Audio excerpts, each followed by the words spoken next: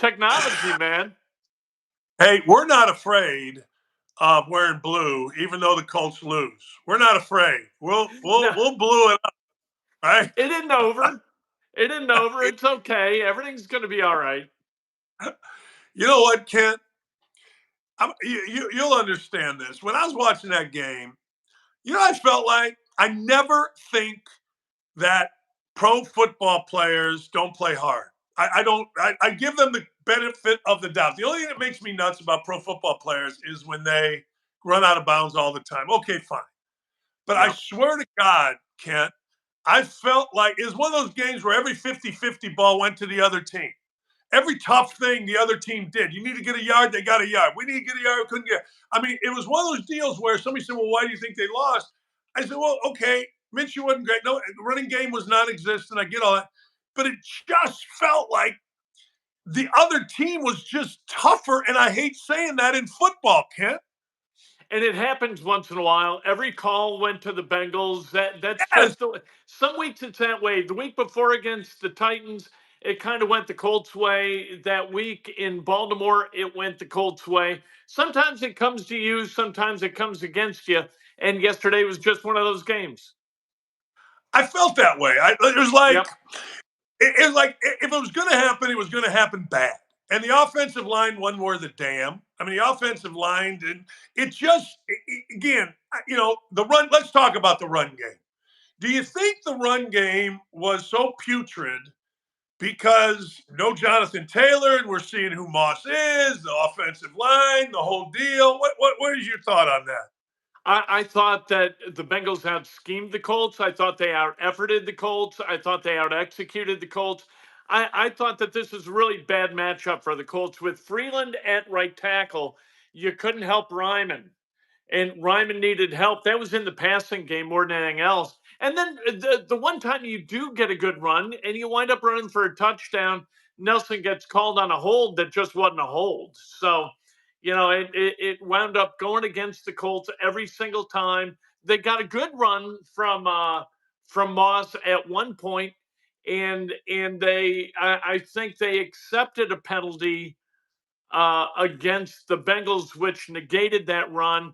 I thought it was bad luck. I thought it was bad effort. I thought it was bad toughness. How do you give like here's the eternal thing in coaching. Your team, it has momentum. You've had some nice wins. You've played hard in those wins. Like I think the defensive and offensive fronts have played really, really, really well with Yeah. energy. And then as a coach, you just you take that almost for granted, and then you just shit the bed in a game that is huge. I mean, that could have bumped you into serious playoff stuff. Yeah, and it elevates what you need to do this Saturday against Pittsburgh. You got to win that game. If you lose that game, man, you really paint yourself into a corner in terms of the playoffs.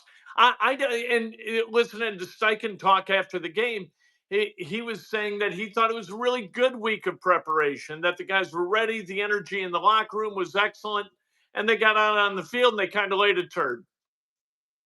That's what drives you nuts. That's what I'm Yeah. saying.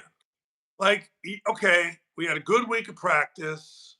Sometimes the guy will say, well, we had a crap week of practice and I could see this coming. Or sometimes they'll say we had a crap week of practice. And you know what? I can't believe we played this well.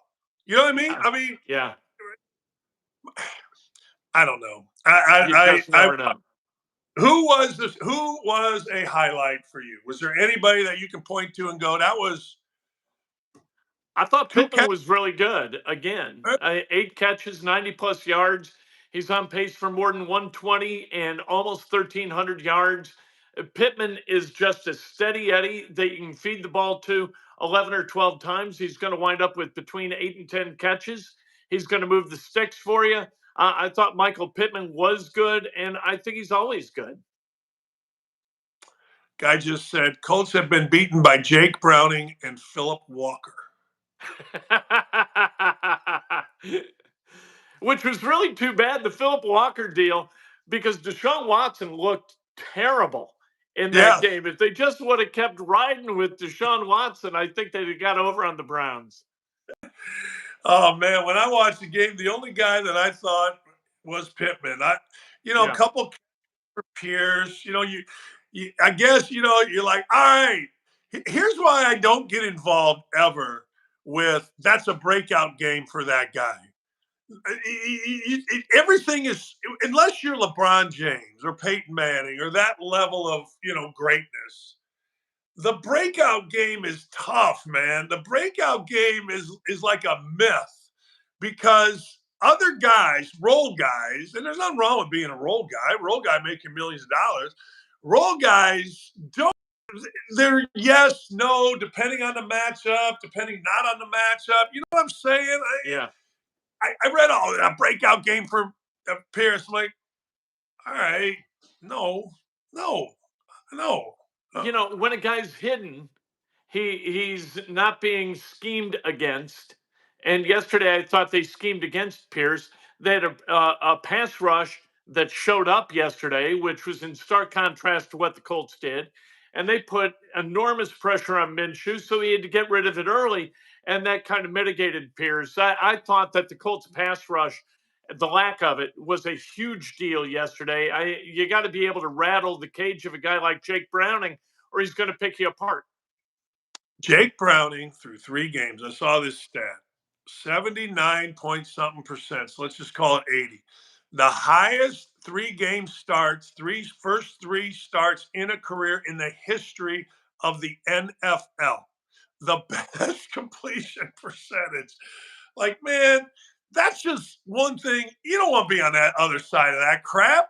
We don't need No, that. and it didn't look like it was some kind of an anomaly. Jake No, Browning looks like a real guy. Jake Browning looks like somebody who can step in, start, play, and win. And how every GM in the NFL missed on this guy, I have no idea.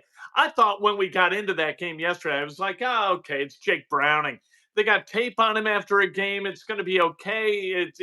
Last week was a surprise. And this week, it's not going to be Gus Bradley's going to figure this crap out. But Jake Browning looks like a real guy. Kent, that's exactly why I made that Colts +3 my house bet. It was all right. I get it. Vegas is normally not right or normally not wrong. This seems like a wonky line to me with Yeah. Jake Brown. But my brain tells me what we always say: a backup is going to show you why a backup is a backup eventually. And I'm like, come on. Colts are playing with energy, defensive front. But to your point, Jake Browning, I called him Jim Plunkett earlier, where here's a guy that, in different circumstance, one guy was the first pick in the draft, but all of a sudden later in his career, he gets it figured out. We want everybody to become a star immediately. We want everybody to be a draft pick. You can't struggle like Bryce Young. Well, sometimes dudes struggle, and sometimes they get better. I don't know if Browning's a starter, but that dude can ball. He Yeah, can he was play. really good. And without a pass rush, here's the thing that drives me nuts about Gus Bradley. Like, you're Yeah. not getting there with 4, then you got to get there with 5. And if you can't get there with 5, you got to get there with 6. You have to adjust. You can't just keep doing the same thing over and over and over again, hoping for a different result. And I felt that was Bradley yesterday. I watched the line. I think I've told you that for years. I watched the line, and I didn't see, I'm not going to be any, but rarely did I see anybody that was getting through. Rarely did I see Right. anyone that was dominating their matchup. Let's put it that way.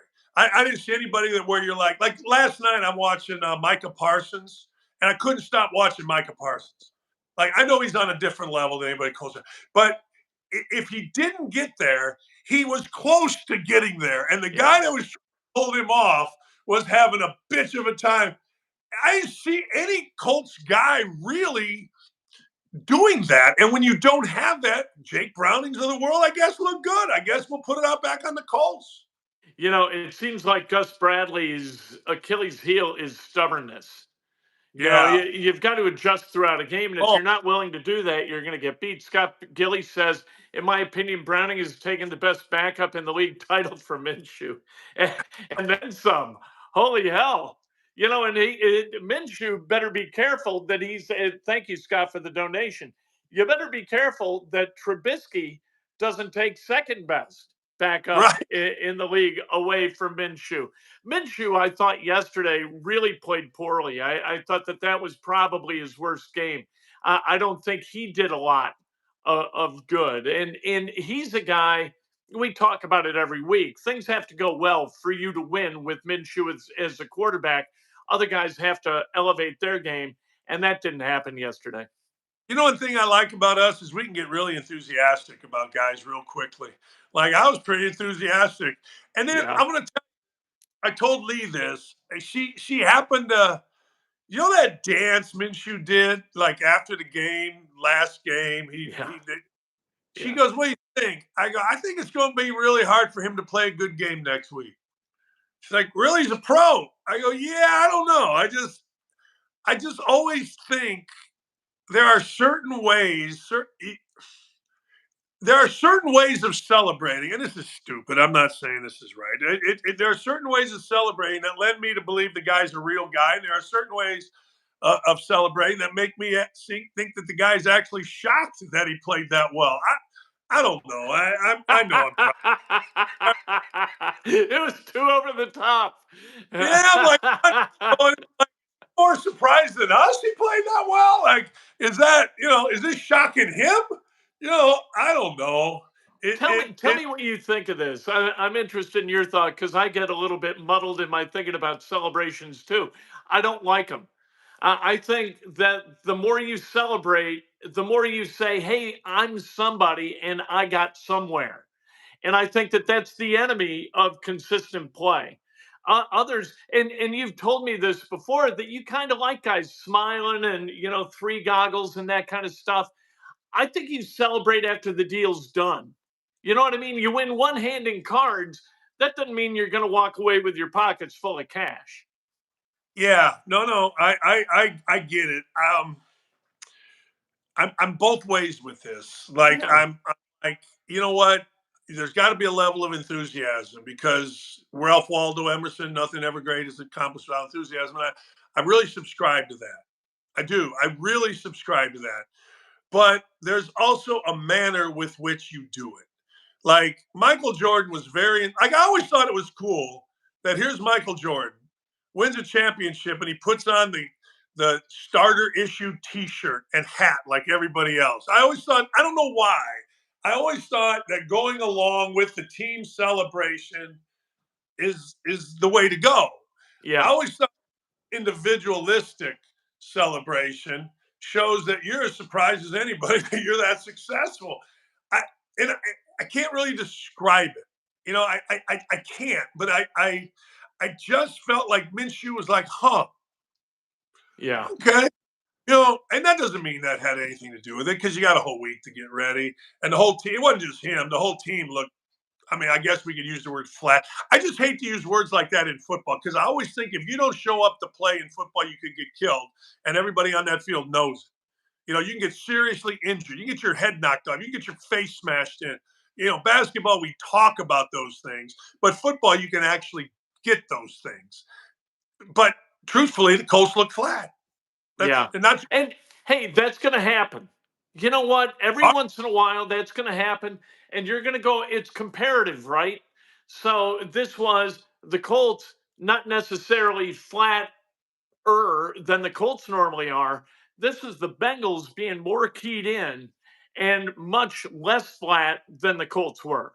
The Colts were the flatter of the two teams. It's always comparative in the NFL, and they've got to guard against that. You've got to raise your level of play. And I think that that's where a coach comes in, and a coach gets those guys channeled. And I thought at halftime they had that good 25 seconds where they tied at 14. I thought you go in at halftime, you kind of get these guys, you reboot these guys, you come out, you play a fresh half, and you got a chance to win. But every tough thing that happened from that standpoint, Yeah. the Bengals handled. Like, all right, what Yeah. are tough things in the game? First possession, or that's a tough thing because everybody's got their scouting report. Well, what did the Bengals do? They marched down and they went and scored. Game got tied up. Interception. Game gets tied up, right? Well, what happened to start, the second half? Before you could even take a dump, it was 28-14. The Bengals, Yeah. I go back to the Bengals handled everything tough. They just did. It was amazing that when it all right, hey, look, momentum, pick six, score late, then score again before half. It didn't bother the Bengals to come out in the second half. You know what I'm saying? That's the tough stuff in basketball or football. And when things get a little bit dicey, like the kicking game did for the Colts, that's a big deal. And you're kind of happy you're going to get the three from Gay from 38. Doink hits the upright. You're like, ah, crap. And enough bad things go against you, and all of a sudden you start to believe that it's not your day, and that's death. Yeah, that is, yeah, because you're not quite. It's not like, I will say this though, as a fan, the last couple of weeks, like they got off to a bad start against Tennessee. They got down 10, I think it was against Tennessee. They come back and win. I kind of, more than any time over the last however many years, 5 years, let's just say, I believe that the Colts had a real shot in here, even when they were down 14-0, or even when they were down 20. When it got to 28, Yeah. I don't know about this one. You know what I mean? Like, But I thought when Isaiah McKenzie muffed the punt, that the was, return, and maybe that was speed. I don't know. Who's to blame for that kind of nonsense? And then the touchdown gets taken away because of a supposed hold by Nelson. I thought, if you're a human being and you're on the sidelines for the Colts, you're kind of saying, okay, we got to live to play another day. This is terrible. hey, don't get anybody hurt. Yeah. Let's get this because, all right, 7-6.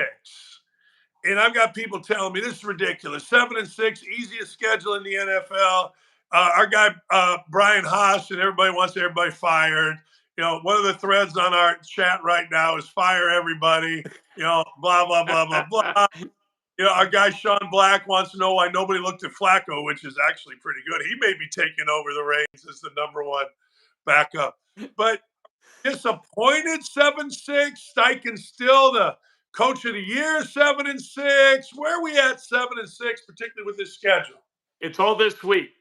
This week against Steelers, you got to win this week. You beat the Steelers and you go to 8-6. All things are possible. There are 6 teams tied at 7-6.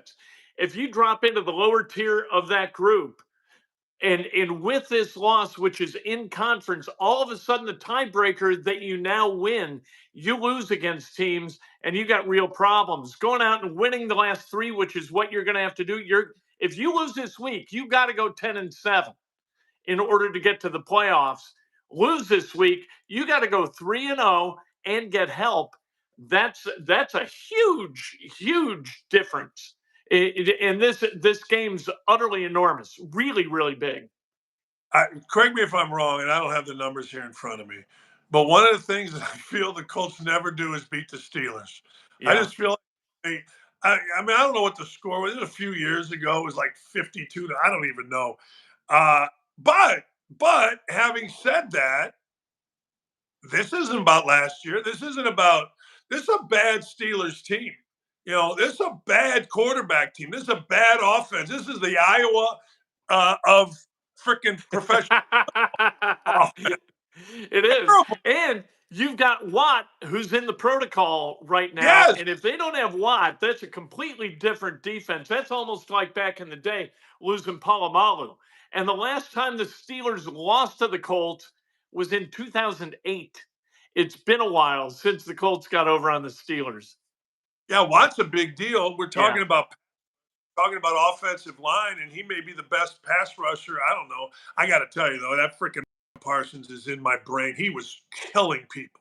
He was just, oh my god, and that's what Watt is. And so look, I'm with you on that. These games become really important for a variety of reasons. One's the record, and two's the tie break, because then you lose 2 games instead of 1. Yeah. But hey, look, long story short, you're still you're still good with the Colts. It's still enthusiasm. December. What do you got? You know what? Right now, if the season ended, they're 7-6 and they're the 7th seed. So yeah, Yeah. I feel good about the Colts. December is much more fun when they're playing well and they've got a chance.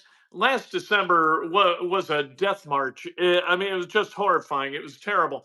This one's different. We're kind of playing. They can't think this, but we can. They're playing with the house's money. We had no idea that when we got to Thanksgiving, especially when Anthony Richardson went down, that they were going to be in any position to go to the playoffs. This is just bonus fun for me. This is like being out in the bars after midnight and everybody's still having a good time. Yeah, that's a good way to put it. I never like to go to bed. I always thought, hey, we're just getting started here. If I'm going to be now, it's like, hey, Lee, we going to bed at 8:30. Lee told me last night we're coming home, and she goes, yeah, I think I'm going to go read in bed. I go, it's 7:30 at night. It's like 4. It's before the NFL game even freaking started. I mean, seriously. But but to your point, I it it is so much more fun getting ready for a Colts playoff game or getting ready Yeah. for Saturday when it's going to be a big day. I mean, it's so much freaking so much fun. I tell you what wasn't fun, Case Sterling. Indiana basketball. I Oof. had Bruce Pearl on my show earlier today, and he's like, yeah, I don't really want to bash Indiana, but they got to get better guards. Their guard play is not very good. Big guy's fine. Do you think Xavier Johnson not playing in the game had major impact? No, no. I mean, here's my thing. Here's a real small segment of the game, and I want to know what you think about it. You had no shot clock, 18 seconds left in the first half. Malik Renew's got the ball up top, tries to make a vertical entry to Ware with 18 seconds left. And again, no shot clock. It's a terrible pass, as vertical entries tend to be. It goes out of bounds. Auburn comes down and hits a three. I mean, that's the level of stupid I think we're dealing with on this team, and I just can't take it. You've got to be more aware of the situation, of the clock, or you're doomed. You get a well-run team like Pearl's got that team playing really, really hard. Talk about the tougher team. They were really tough on Saturday, and if you're soft and stupid, I don't think you got a chance. Woo, boy. I always used to say, if you are arrogant and dumb, that's a bad combination. You don't know you're, but you're Yeah, right. Soft and stupid on the basketball court gets you beat by 30 against Auburn. It was a good game to play, I suppose. Play down in Atlanta. Here's the way I looked at that game. I didn't see the first 10 minutes. I was following your tweet. Then I found a place that had it. And once the game got away, once by the end of the half, let's just say for sake of argument, I never felt like Indiana could make a run. There's always a right. time when someone's going to make a run. Like even when Indiana was up 10 or 12 and I think you text me, they're hitting threes, that kind of stuff. All right. Um I all right, by the time I turned it on, 10 minutes maybe to go in the half, maybe 8 minutes to go, and I started watching, I'm like, oh man. And then we went to another place, and then you were hoping to keep it within 30, Yeah, right? yeah. You were like, shit. Because Bruce's guys just kept making shots. Indiana looked soft. Indiana looked slow. Indiana looked scared. Indiana looked like a bunch of pussies, if you want to know the truth. I hate What to put. What do you think about a lot of people complaining about Woodson kind of doing a lot hockey shift change? Yeah. Going like you got your five starters, they're all sitting at the same time. You got the five subs in playing against a team that's beating your ass in that moment. I know they were tied at the time that that shift change kind of occurred. But what do you think about going with five backups rather than kind of mixing it up a little bit? Idiotic. I think it's idiotic. I think it's lazy. Maybe there's a grander plan to it. Maybe there's a bigger thing. I don't know. But I think it's stupid. Like, and I also think it's stupid when somebody says, and Woodson says this all the time, well, guys can't play 40 minutes. Why not? Yeah, Like, right. what are you talking about? You're a college kid. You're in the greatest shape ever if you're doing the right things. You play 5, 7 minutes in a row. It's 4 game minutes, but sometimes, and then you got a 2 minute blow, and then you got 20 minutes. I mean, it's 40 freaking. I mean, it just drives me nuts. I mean, if they're that out of shape, like I knew when I had the team in '08, these guys were such dope smoking buffoons that they couldn't play. They're like, but these guys are supposedly not that. How in the hell can you not play 40 minutes? How in the hell is rest? Like, this isn't an NBA season. It's a freaking college season. When does Indiana play again? Saturday? Saturday. Yeah, they had a full week off between games, so absolutely. I'll never understand that. Well, I'll and never. it's not like they're running the ball. It's not like they're playing like the Pacers where they're trying to shoot it every 4 seconds. They're setting up their offense, they're running it for 15, 20 seconds. I don't, I mean, get in better shape. I know that the minutes that you play in December, sometimes they do bad stuff to you in March or whatever. But like I, if you play that badly, I'm going to run you until you can't eat supper. You know what I mean? I mean, it's that kind of like somebody's got to pay a price someplace. Take these guys down to Atlanta and play them for 25 minutes, and you get beat by 30 or 28. What are you doing? That's what What is the motive beyond or for any of this? I just don't get it. I don't. I will never get it, and nobody can convince me otherwise. I mean, if you're a basketball player, if you really watch, one of the things that Indiana University men's basketball can do on offense is stand. They can stand. It's Yeah. not like running motion offense where we had to keep running around trying to set a screen, go over here, but you're standing. So what do you what basically on defense, the other team is handing the ball off. If you're on the other side, you're kind of standing in help side. It ain't like it's constant motion, Kent. And to Yep. your point, I don't see the freaking hurrying Hoosiers of Branch McCracken sprinting the floor, and you And can't and play. not to keep crapping on Renew, but how many times is there an empty offensive possession and he just hangs his head and kind of fronts back? Yes, I can't take that. And not getting in a stance one pass away from the ball.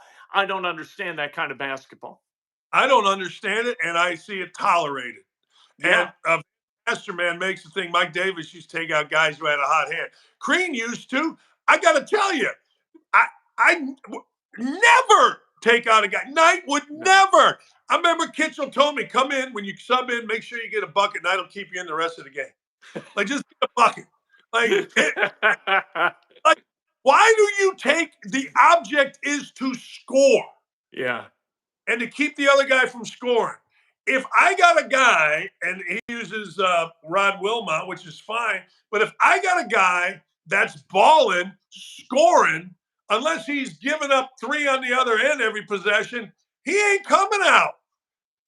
There's two things that a hot guy is not doing. And I used to tell players this all the time. You're not coming out and you're not doing a heat check.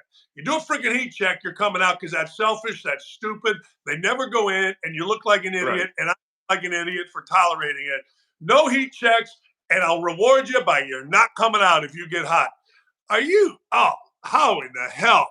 How do you sub five guys in against a good team? Sub five guys in against Kennesaw. Yeah, right. And to your point, yeah, and you've made this point. The what Indiana's trying to do, if Indiana wants to get good in the Big Ten, maybe a game like this kind of gets their attention.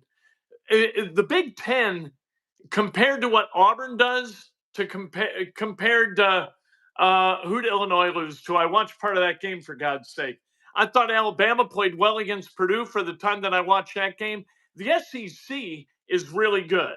The Big East is really good. The Big 12 is really good. This might be the right year for Indiana to be Yeah, mediocre in a really mediocre Big Ten. the Big Ten is horse shit. I Yeah. watched with just get pounded. Illinois got pounded in the second half by Tennessee. And I get Florida Atlantic and Dusty May are really good. I do. But that win by Illinois over Florida Atlantic was celebrated like they were going to the Elite Eight. I'm like, wait a second here. I get it. Great. And Dusty's done the best job in the country. But come on. Yeah. The Big Ten is freaking awful. Let me do this. Name me a pro out of the Big Ten. One, just one. I mean, Edie maybe will make the pro. I don't know. Who's a pro? Yeah, I'm trying to figure out. I'm going to Purdue right away. I'm having trouble. Anybody other than Edie, I don't like Braden Smith and Caleb First and Mason Gillis. Those guys aren't pros. But Ethan Morton, he isn't a pro in the NBA at least. No. Edie, maybe that's it. Well, but okay, maybe Jordan or the kid Hawkins from Illinois. I don't know, but he didn't look like a pro the other day. No, he didn't. Everybody tells me one of the Howard, but the one kid's gone. I'm telling you, I'm watching Iowa, and I'm thinking this team. Now, and Fran got kicked out yesterday, which is unbelievable. I'm sorry I missed it. That's my favorite. Oh, Bart Fox was not on the broadcast because they missed it. They caught him exiting. They didn't. His player backs into a guy, and you know how post guys will flop a little bit. This post guy for Iowa just smacked the hell out of this kid. And apparently on the other end, Fran got his second technical, so they caught him, leaving. But honest to God, it's like, yeah, Ben Pasterman says, I would have Fran getting kicked out on a loop. I want to get into something that Gritty is saying here, and I want your opinion on this. I spent too much money and time on Indiana basketball this week. A lot of people are saying, and some of the Twitter people are like, okay, here's the games that Indiana has gone played. This year it's Connecticut and down in Atlanta.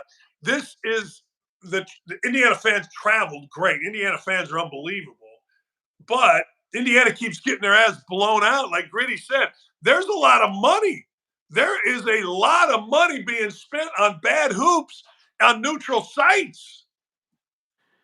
And absolutely. And so are you going to get invited to more of these games? I don't like, do you like those games? I don't even like that they exist. I would much rather play home and home and have this be a college atmosphere. I don't need the cash grab bullshit. I don't need any of that.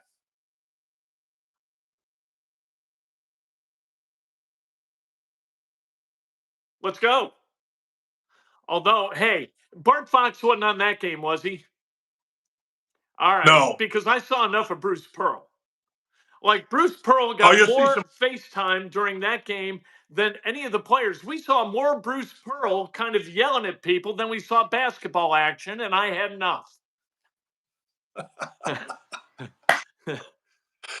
No, Bart would support his Jewish brother, as he always says. Bart support Jewish coaches. I'll make those guys stars. So maybe I'm with you. Like, hey, look, I'm glad Indiana and Kentucky are going to play. If I were Bruce, I'd want to play Indiana too. I'd be like, hey, we'll bring a police escort for Indiana to play against Indiana after the game the other day. But I don't blame him. But I'm with you. I want to see those games on campus. I think Indiana is going to beat Kansas. I've not been impressed with Kansas. I do. Have you been impressed with Indiana? No. Well, no. Hey, let me ask you, because you've tried to do this, I know. Huh? Hold on. You'll understand this. There are some games at IU that Assembly Hall is so nuts that IU ain't losing. Now, that game's at Assembly Hall, right? Yep. IU wins that game. It's just a game, unless it's a noon game. Is it a noon game? Yeah, I think it's 12:30. That ain't great. But all right. I think that's right. Yeah, it probably is. I'm telling you, IU will win that game. The Assembly Hall will be nuts. And we will once again at Indiana say we've turned the corner. That's it. Another time. Yeah. We turn a lot of corners. I do not think Kansas is very good. I don't think they shoot it enough. I know that Dickerson or whatever the hell his name is, he's kind of a dweeb, but he's pretty good.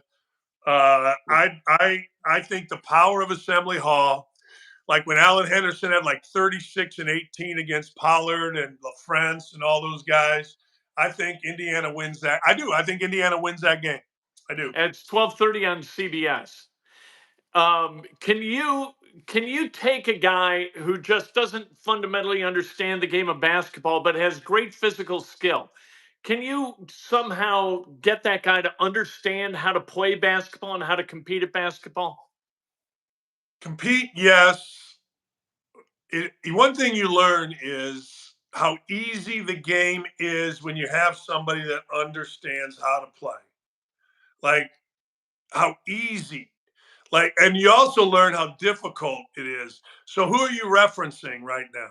Oh, virtually the entire team. I think Galloway and Cups look like they know what they're doing. I think sometimes Caleb Banks looks like he knows what he's doing, but I think Ware and Renew, I think those guys are lost. I agree with that. You and I talked about when Ware didn't know to look behind him in a zone, and guys kept getting a layup a couple games Yep. ago. I don't know. I don't know that big guys ever truly understand that. Don't. I think big guys get better skill wise. I think big guys kind of understand maybe how to pass the ball out and do certain things, but I don't think big guys get to where, man, being in this position does this for me, or being out of this position does that, or I think that's very difficult. The guy that's disappointed me, frankly, is the guy that I talked about in the preseason, and that's Galloway. Yeah. I look at him and now they're 7-2. Yeah, but you scheduled 7-2. But they're also 2-0 in the Big Ten with a good win at Michigan, so that means something. That means a lot. But I think Galloway. It means the Big Ten sucks. The Big Ten sucks. Yeah. Big Ten sucks. The Big Ten. No, Big Ten. So Robert Schwartz wants me to bet my lunch money on that guarantee. I didn't guarantee anything. I just said I think. Yes, Robert, I am going to bet that game, and I am going to bet on Indiana, both with the points and the money line. So the answer, I guess, is yeah, yeah. But what's the line? That's a good question. I'm day to day with my gambling, but Are you? Yeah. Are you thinking about going on IR? Are you? No. I got two Monday Night Football games tonight. I got to worry about. And once we get past that, then we can move it along. But I can't get beyond. Oh, I see. I thought you meant like an injury. Yeah, you're day to day.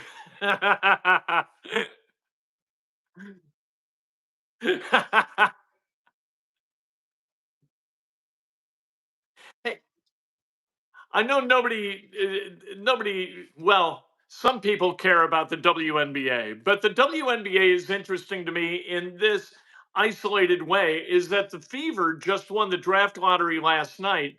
Caitlin Clark would be the number one overall player, but she may come back to Iowa for a fifth COVID year.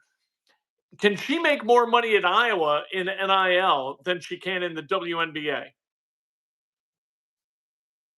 Is the highest paid woman athlete, not named all those little girls that take their clothes off, like that Livy Dunn takes her clothes off, put her finger in her.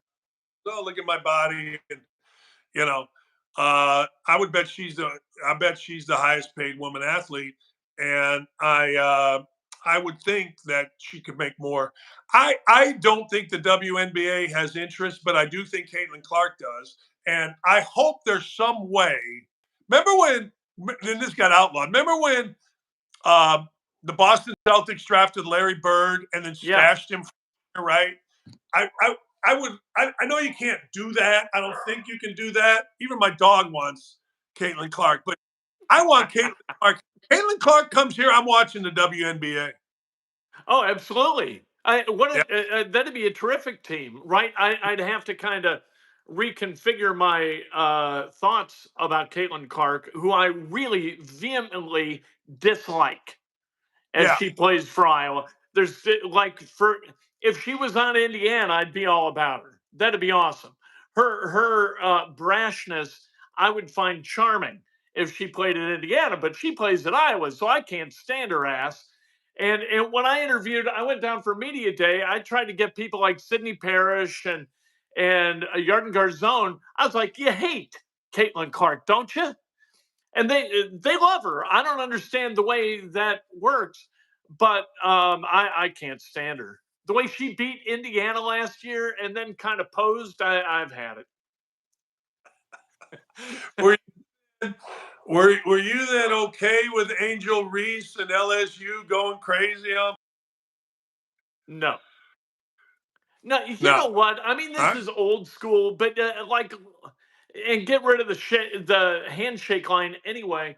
But shake hands, go to the locker room, and then do your celebrate. I don't need all the histrionics and the weird branding celebrations and all the bullshit that seems to be itinerant with winning.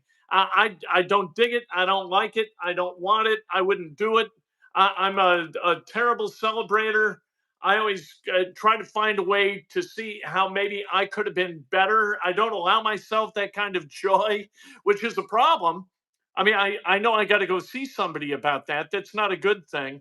But I view people through that prism, which isn't fair. I know. But I just really appreciate somebody who acts like they've been there. The only thing that I ever saw Michael Jordan do that was like oddly celebratory until he jumped on the scores table winning a championship was when he's hitting buckets against Portland and he's like that. He's like, hey, I can't help it. I'm making a bunch of buckets. I never saw Larry Bird do any of that crap. I never saw Magic do a lot of that crap. I just like the old school way of winning, which is, hey, we won. We were supposed to. Let's get in the locker room and have some fun. Fair enough. I will say the other side in the NBA, Indianapolis, we lost our minds over this in-season championship. Like, Yeah. watch parties, we're opening the gates, and then, all right, I know he doesn't play with Legos. I know he works with Legos, is what he said. What's his face, Miles Turner. But how about you guard freaking Anthony Davis? Anthony Davis went crazy on him. Yeah, and he couldn't do it without fouling. Once he got into foul trouble, that game was over. 40, 21, 5, and 4. That's a hell of a line. And the people are like, oh, I saw this on Twitter and it's a real account. Now LeBron James is the greatest basketball player of all time because Michael Jordan never won one of these. All Like, right. are you out of your Okay. mind? The obvious aside, Anthony Davis was by far the best player on the court in the championship. Uh, he didn't win the MVP, and he went for 40 and like 20 some. I guess Yeah. they, hey LeBron, you're MVP because we want you to stack this. Somebody said, oh, who was it? Michelle Beadle said, hey, now LeBron's won that COVID and the in season that combines for one good championship. But I thought it was great for Indianapolis. I don't know if Yeah. it's great in the NBA. They kind of hid the seats in Vegas. They put them dark, so I couldn't tell whether they were packed. But I thought it was great for Indy. I thought it was interesting. And I thought Indianapolis, we did what we do, which is we get excited when our teams are good, which is great. A lot of places have basketball, and they don't get excited when their teams are good. I thought it was really fun. I thought the win over the Bucks was really, really good. They played hard, they played fast, and Miles Turner, Yeah. I thought for the first time, played tough. I thought he went out and got rebounds late in that game that normally he doesn't get, both on the offensive and defensive end. I liked the way he played in that. I didn't like the way he played in the championship, but they also did this. They get just so far, and then it all goes Yeah. away. You know what I mean? It's like, okay, I'm in, and then I'm out. I'm like Michael Corleone in The Godfather 2. Every time I think I'm out, they pull me back in. Pull me back in. Uh, can I have a, like, in golf you get strokes? Can I have like a stroke or maybe two on my Purdue going undefeated? Because Yeah, that win against Alabama, like Alabama's making everything. yeah. Everything. 19 threes, and you end up beating them. And all of a sudden, Braden Smith becomes freaking, I don't know, Steve Reed or somebody scoring a bunch of buckets. That was a hell of a win by Purdue. I mean, I'm not saying Alabama's great, but that was a hell of a win. It really fun to watch for the period of time that we could. I was splitting time between that and IU, but Purdue's just like when somebody plays tough against them or they get breaks that go against them, they toughen up. They don't run away. They don't back off. They don't wilt. They just get after you harder. And I love that about Purdue, and I love watching them. I do too. Like that, I always said this about Indiana football. Something goes bad, Indiana football falls apart. I've said that for years. And I'm watching Indiana basketball, and I'm thinking the same thing. And then I'm watching Purdue, and I'm like, wait a second here. They don't go away. Nope. They turn. They've had four, the three in Maui or Honolulu, and that win. That's four really tough ass wins against tough ass teams. You know what I mean? Like that, people think in 1976 Indiana blew everybody out. Indiana didn't blow anybody out or everybody out. Shit, Jimmy Cruz off his back threw it up to Benson for the tie, and then freaking Judd Wood missed two free throws at Ohio State, or Indiana's lost. So you got games like that, but damn, they're not afraid to play tough games, man. They're wow. And I think it's really interesting how Painter behaves. Like Painter doesn't scream at everybody. He doesn't go all Fran McCaffrey at people. He gives people a look. He might raise his eyebrows and look at somebody like, "What the hell's the matter with you?" And that's all he's got to do. And then these guys, they respond. I mean, Matt might be, other than Woodson, who is stoic to the point of being comatose. I think that Painter's the guy who might be the most calm coach in the Big Ten. I agree with that. I would have to go through the Big Ten coaches. By the way, continue to like 34. That's not enough. We got 160 people on here, so there should be, if we're voting in Chicago, we should be able to vote for each. That should be 320. What are we doing? Let's go. But I would have to think like guard's not crazy. Peichel can get crazy. Woody's half asleep. The guy Mike Rhodes at Penn State, VCU, he was fiery, but I don't know.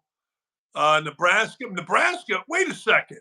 We didn't even talk about Izzo 4-5 losing at Nebraska. What? And then he's starting to say he's going to play his son at center if these clowns. It's beautiful. I like to watch Izzo lose just a little bit less than I like to watch McCaffrey lose. There's an interesting stat. Last 3 years, Izzo in the Big Ten is 31-30. Overall, yeah, I didn't know this. Overall, wow.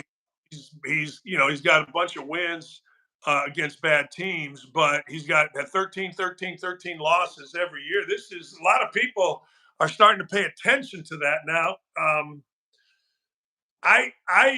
I'm not, and if I were an Indiana fan, I hope Izzo's out. I want him gone. Right. But it's interesting. I didn't realize that until I saw this stat. It was good. When you're of a certain age and the ball isn't rolling downhill anymore, it's kind of flattening a little bit. It is really hard to get that thing rolling downhill again. It's tough to get people who want to win to come to a program that's not winning when your coach seems a little bit long in the tooth.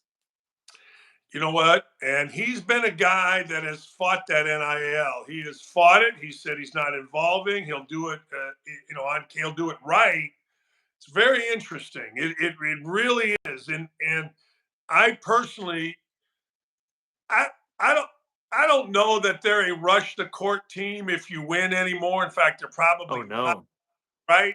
The only one is Indiana, and we saw, Purdue, and we already saw it with Northwestern. But it's still a great win to beat Izzo, particularly at the Breslin Center. You know what I mean? Absolutely. I'm tired of rushing the court, too.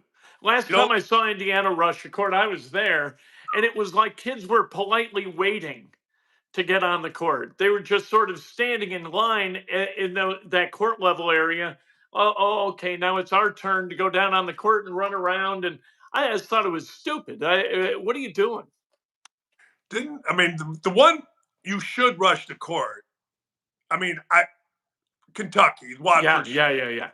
To go yesterday or whatever it was. Come on. And this was against Wisconsin back in the day, and Wisconsin was like ranked second. I'm like, hey, you beat Wisconsin. What are we going to do? We're going to hang a banner for this crap?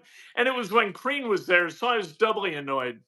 Yeah, Crean annoyed you. Crean and all his creandom annoyed you greatly. You weren't like everybody in the TV industry was always impressed. We want to put a Fitbit on Crean. We want to see how many steps he's. I'm like, shut up. He sent me a text on New Year's Eve at 12 or at 11:47, 13 minutes to midnight. I'm out with Julie and some friends. I get a text that I couldn't figure out. I was like, what? It was the longest damn thing about how I was personally unfair and I was attacking him. I was like, what the hell's the matter with you? Why are you texting people on New Year's Eve 13 minutes to a new year? Start the year fresh. I'll start the year fresh. You start the year fresh. What the hell's the matter with you? I couldn't. What are you doing? Oh man. He's Well, awful. you should have been fair. Yeah, that's what I should have been. He was. I, Look, that guy. He was a disaster. Well, disaster. You know what? He yeah. did the right stuff. He recruited the right kinds of kids until 13.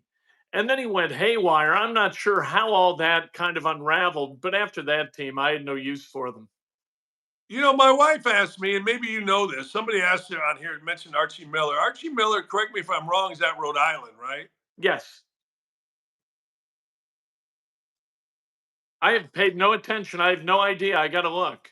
That's a good question.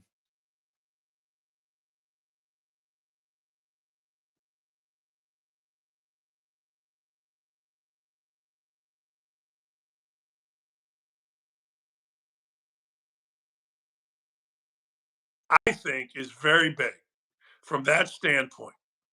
I'm not saying Indiana cannot, but I saw something the other day, or actually I saw it today. I think it was Ken Palm that said the Big Ten is now the seventh or eighth conference in the country. Yeah. That used to be you got to get enough wins in conference that it can overcome not getting great non-conference wins. But I would argue, Kent, I don't know, man. This Kansas game, I think, is pretty freaking important and can be the game that if the Big Ten goes south or whatever, you 500, whatever you end up, you're off to a great start.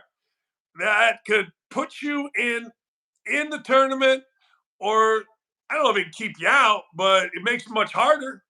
Well, you know what? If you've got losses to UConn, Auburn, and Kansas non-conference, and you haven't really put together any, and you won't because you got the 3 games left, right? And none of those are against top, any opponent that reasonable people, have great respect for, from a competitive standpoint.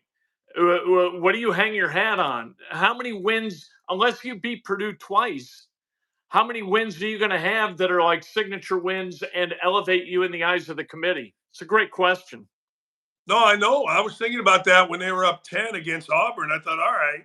I mean, everybody told me what a tough schedule Indiana was playing this year.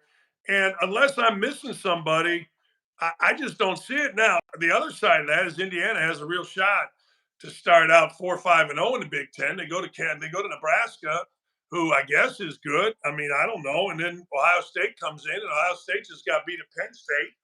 I mean, that's two right there. And then they go to Rutgers and Minnesota comes in. I mean, you got a chance here to start this season pretty good.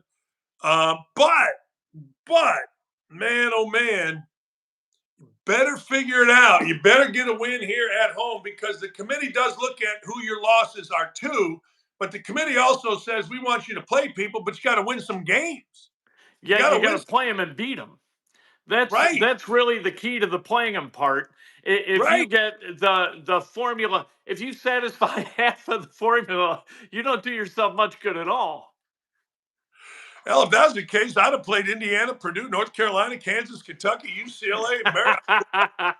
And boy, I heard about the league. Just played good teams, but It's the I, strongest 0-7 ever. yeah, I mean, look at us. We're rocking and rolling, baby. I don't know. I watch Wisconsin. I don't think they're very good. I watch Illinois. I think they're okay.